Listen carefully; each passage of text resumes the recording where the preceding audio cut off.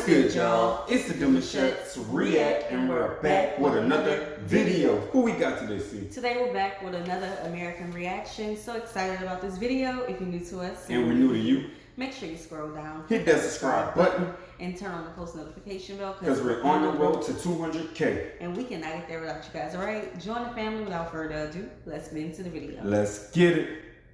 I'm an American living abroad in the Southern Hemisphere, and that means that I'm wearing summer dresses during December, which also means that holidays do not feel the same. I'm used to having Christmas time during cold weather and drinking warm drinks. Culture shock. We don't, I mean, it's hard having a culture shock. We don't call it summer dresses. Yes, we do. We call it sundress. Sundresses.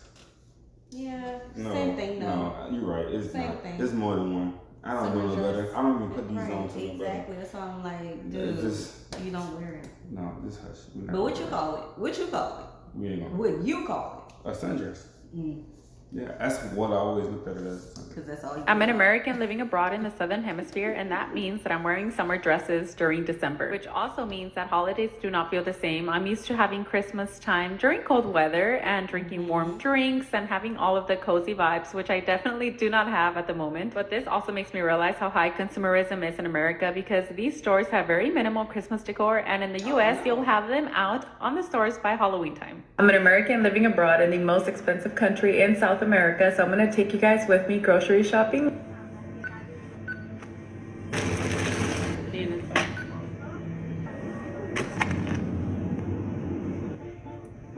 Does everything look tiny? I'm tripping. It does. The prices look a little $12. No, bro. The baby oil was $14. Well, it was an American product, imported. Yeah, and it's always that way. Anything that's not like originated dairy has more value to it. Yeah, they gotta earn their money back. That's for buying it. That is facts. 14 is crazy. Mayonnaise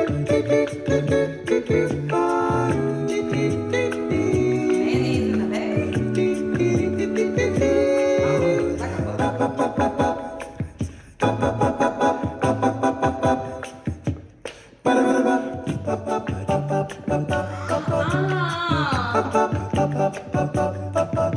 Ew. Big no, big no, big no. It is a big no for me. Since living in South America, here are some things that used to be strange to me that I have now normalized as an American. Getting your toilet paper outside of the bathroom and not flushing it down the toilet. My first couple times of going to the bathroom in South America, I did not realize that the toilet paper was not in the stall. This ain't for every place, but in a lot of places. And then I'm in the bathroom with no toilet paper, and I gotta ask somebody in Spanish if they could give me some toilet paper because I didn't get it outside the bathroom in one of these little things. Spending hours in the nail salon, okay? It usually takes me 3 to 4 hours to get my nails done. And here's why. They use higher quality products. They really take their time. If you want to get a full set, they're gonna do a manicure with whatever substance. If you get in like acrylic, polygel, or gel X, those are the 3 things that they use most of the time. They gonna take their time. Okay, these nails be lasting like. That's called quality service. Sitting in the front of the Uber, like, or taxi. We talked about that. This is definitely something I had to like break out of my little introvert shell from, because especially in Medellin, like they expect you to sit in the front for sure. 1000%. I think it's because of the hills, and most people drive like a stick shift. So yeah, that's not everywhere, but in a lot of places, sitting in the front is just normal. There are so many female police officers, like majority female police officers that I see walking the streets. And I'm sure there are a lot of men too, but I see mostly women who are like walking around.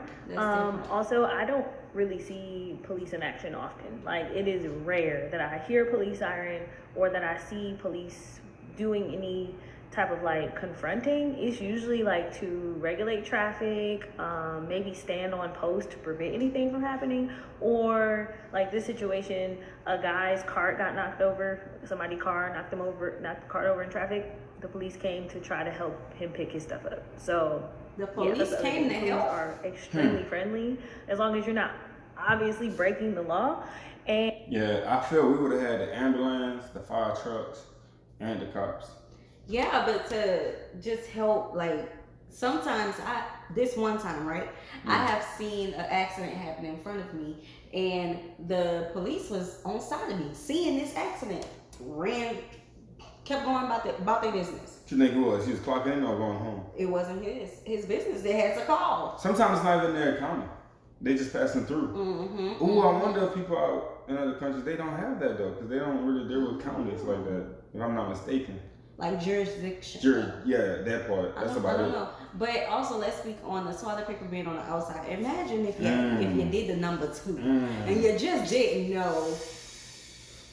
Ew. Yeah, you see, we're not gonna go there. That's why I bring my stuff with me in my purse, baby. You ain't even gotta worry about it. I got something. Them little wet wipes. Something. I mean, and it looks pretty far too. So you gotta actually walk around. It's not hanging on the door on the outside of the bathroom. It's on the opposite side of the door. Right, and you in a public restroom. Somebody in the mirror washing their hands. Well, they catch you right where you just going a whole back. bunch of thigh meat just hanging on. Now just try to get some tissue, bro. Mind your business.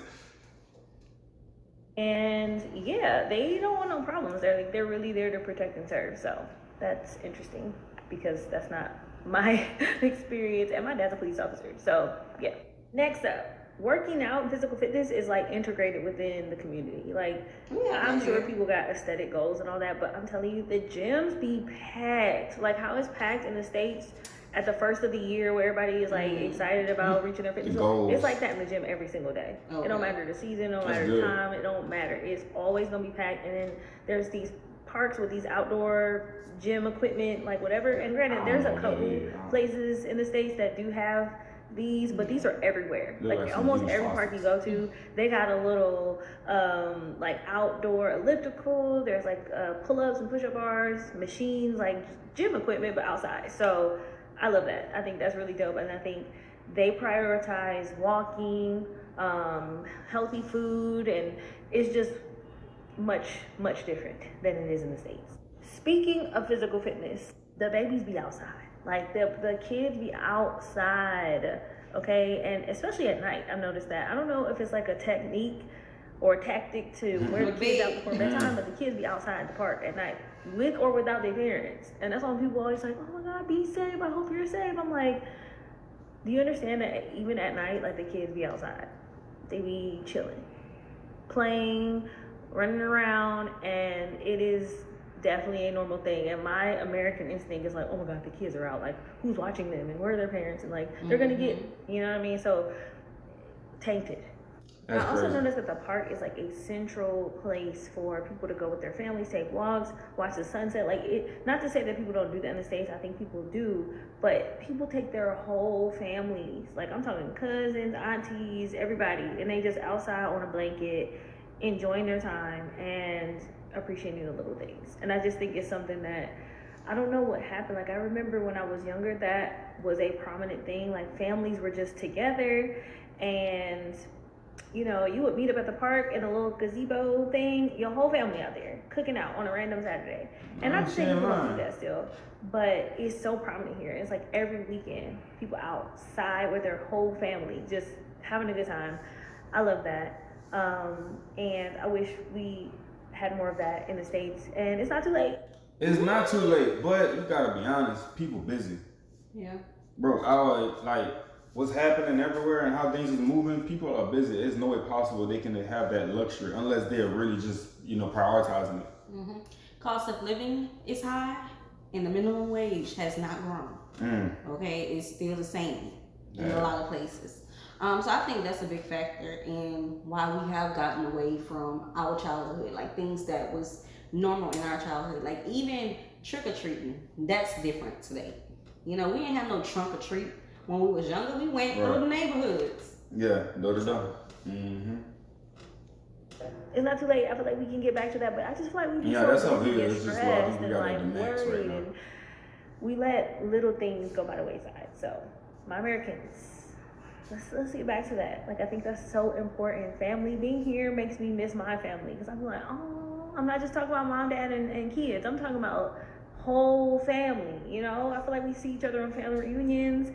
And there are some people who are like really connected with their family, but there's a lot of people who aren't. So yeah, those are just a few things. I mean, I could think of others, but off the top of my head, those are some things that when I first got to South America, or even in Panama and Central America, I'm like, okay, I'm not used to this, but now it has become my normal. So if there's anything that you've experienced while traveling that was not a norm to you, and then you got to a new place and was like, what? Let me know in the comments. Y'all, after being in South America, for those that don't know, I was in South America for a year, and we just left Brazil a couple of days ago, and I am now in Atlanta. I'm in Georgia, y'all. I'm back in the U.S., but I'm only here for a little bit. I'm actually going to, we will be leaving in a couple of weeks. I'm only here. My daughter lives here, and to spend some time with her.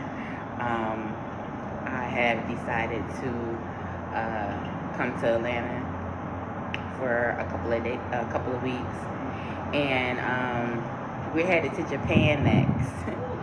But I want to do a whole series, and I'm going to do a whole series on my time in South America. So if you guys are seeing this and you are interested in knowing how it was or how it is living in South America and visiting the different countries and the different cities, we went to 11 different cities and 4 different countries.